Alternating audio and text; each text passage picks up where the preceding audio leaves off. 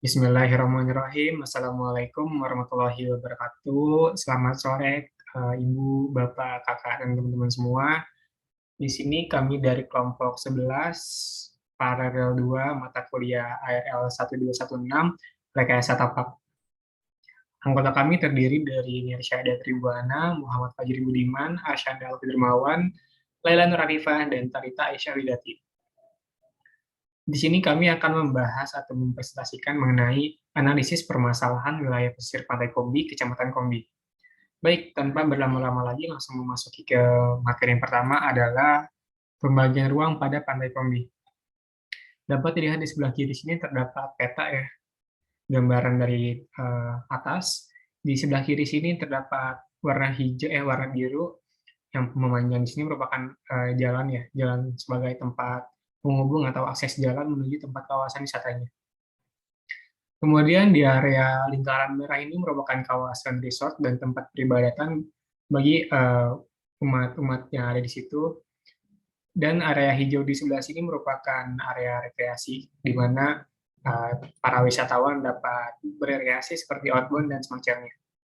Kemudian pada area putih panjang di sini merupakan area pesisir pantai, tempat perkembangbiakannya penyu, tempat rekreasi, serta penangkaran buaya.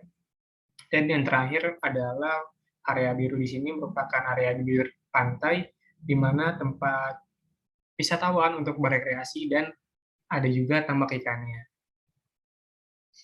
Untuk yang materi kedua. Yang kedua itu fasilitas infrastruktur pantai yang cukup memadai namun butuh pemeliharaan yang lebih. Terdapat banyak fasilitas pada kawasan pantai Kecamatan Kombi. Ada rumah makan, menu persinggahan, maupun prasarana komunikasi. Sebagian besar lokasi wisata sudah tersedia rumah makan, hanya saja memerlukan pemeliharaan yang lebih baik.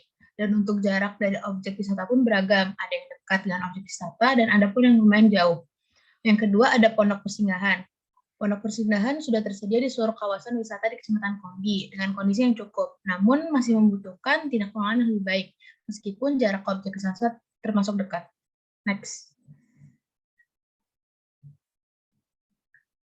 Nah, yang ketiga itu ada prasarana komunikasi. Di Kecamatan Kombi sudah memfasilitasi prasarana komunikasi ini dengan baik, namun masih butuh pengembangan lebih lanjut. Dikarenakan banyak wisatawan yang sudah cenderung menggunakan telepon seluler yang menggunakan jaringan internet sebagai media komunikasi mereka. Next. Nah, yang ketiga itu terbatasnya ketersediaan air bersih pada pulau kecil yang dikelilingi terumbu karang. Nah, air merupakan sumber daya alam yang sangat penting dan diperlukan untuk menentukan keberlangsungan hidup semua makhluk hidup di muka bumi ini. Dalam segala jenis aktivitas manusia, air merupakan kebutuhan mendasar untuk melakukan berbagai macam aktivitas. Oleh karena itu, air sangat fungsional dan berperan dalam kehidupan makhluk hidup. Pada saat kemarau panjang, pulau-pulau di sekitar kawasan pantai Kecamatan Kombi memiliki keterbatasan dalam air bersih. Krisis air tersebut menyebabkan terganggunya stabilitas ketersediaan air bagi masyarakat. Oleh karena itu, perlunya penjagaan dan pengelolaan sumber daya alam air, seperti melaksanakan program hemat air di lingkungan sekitar, dan menjaga ketersediaan sumber daya air. Selanjutnya.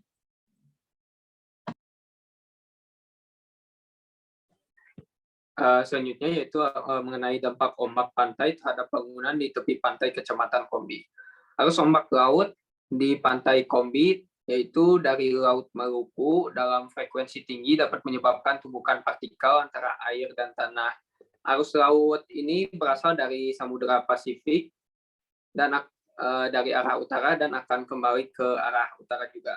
Tumbukan ini menyebabkan sedimentasi pantai yang kemudian mengakibatkan terjadinya abrasi pada pantai. Bangunan yang sering terkena hantaman ombak akan menyebabkan kerusakan elemen-elemen bangunan dalam jangka panjang.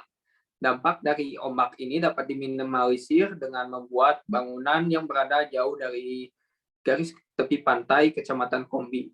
Vegetasi seperti mangrove juga dapat meminimalisir hantaman ombak dan mengurangi sedimentasi pantai. Baik, selanjutnya.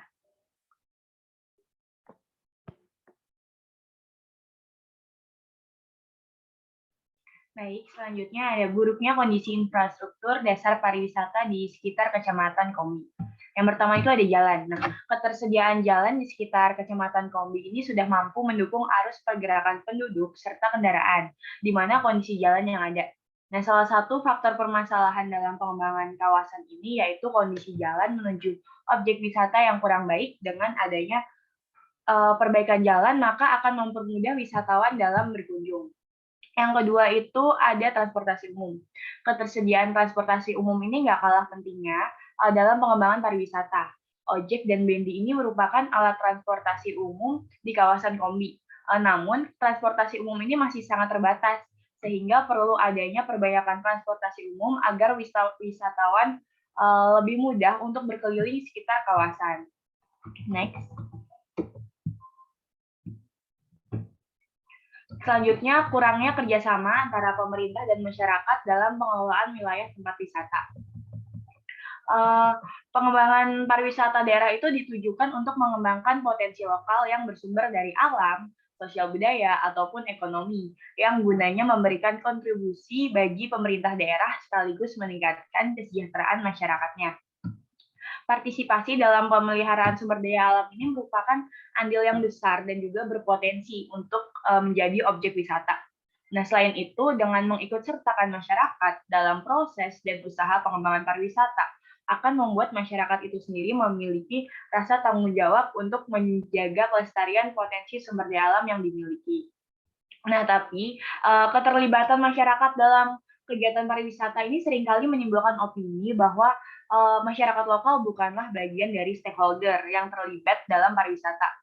Meskipun begitu, pada dasarnya masyarakat sekitar destinasi wisata ini lebih mengetahui keadaan lokasi destinasi dibandingkan dengan pemerintah dan juga swasta. Namun yang sangat disayangkan ini masyarakat lokal ini memiliki keterbatasan kemampuan baik secara finansial dan keahlian untuk mengelola pariwisata. Sehingga untuk memperoleh kualitas dan juga output yang baik, maka perlu membangun kerjasama dengan cara kolaborasi untuk pengembangan pariwisata ke depannya.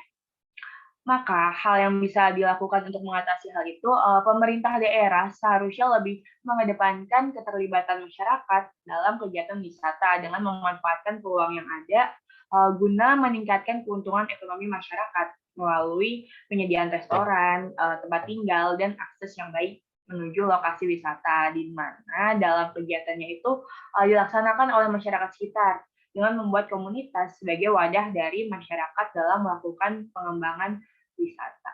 Next.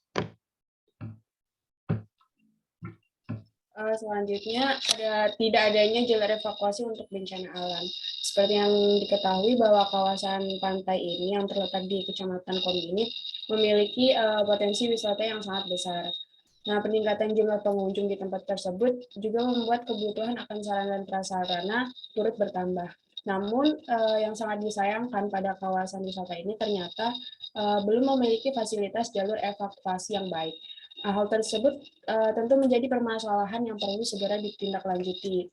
Pasalnya, kawasan wisata ini terletak di dekat Laut Maluku, di mana merupakan salah satu titik terjadinya gempa bawah laut yang dapat mengakibatkan tsunami.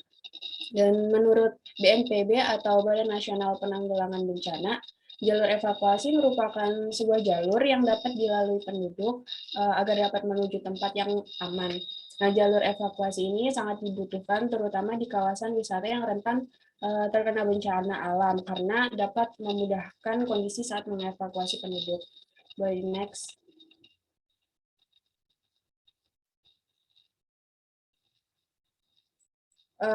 Kemudian ada 3 asas yang perlu diperhatikan dalam melakukan pembangunan jalur evakuasi. Yang pertama itu adalah asas kemudahan. Nah, asas kemudahan ini merupakan asas di mana setiap orang dapat dengan mudah menuju tempat evakuasi sementara atau tempat evakuasi akhir. Kemudian yang kedua ada asas keselamatan, di mana asas ini dapat membuat setiap orang dapat dengan selamat sampai pada tempat evakuasi sementara ataupun tempat evakuasi akhir. Dan yang terakhir ada asas kemandirian, di mana asas ini harus mampu membuat setiap orang berjalan pada jalur evakuasi tanpa bantuan orang lain, kecuali orang-orang yang memiliki kebutuhan khusus.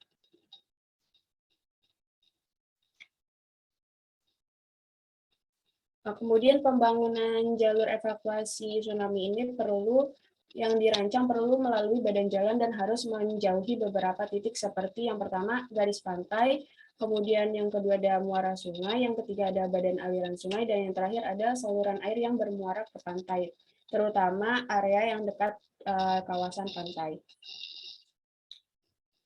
Next.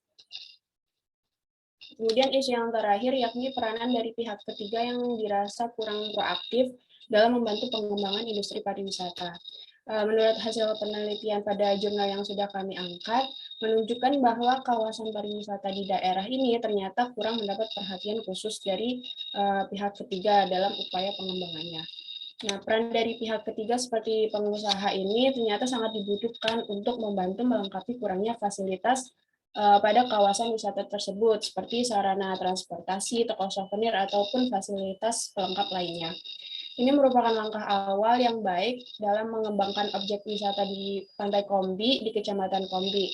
Dan melihat dari dampak positif di mana pengelola, pemerintah, pengusaha, dan juga masyarakat yang bekerja sama diharapkan dapat membantu memberdayakan sumber daya yang ada guna menjaga dan melestarikan kawasan wisata tersebut.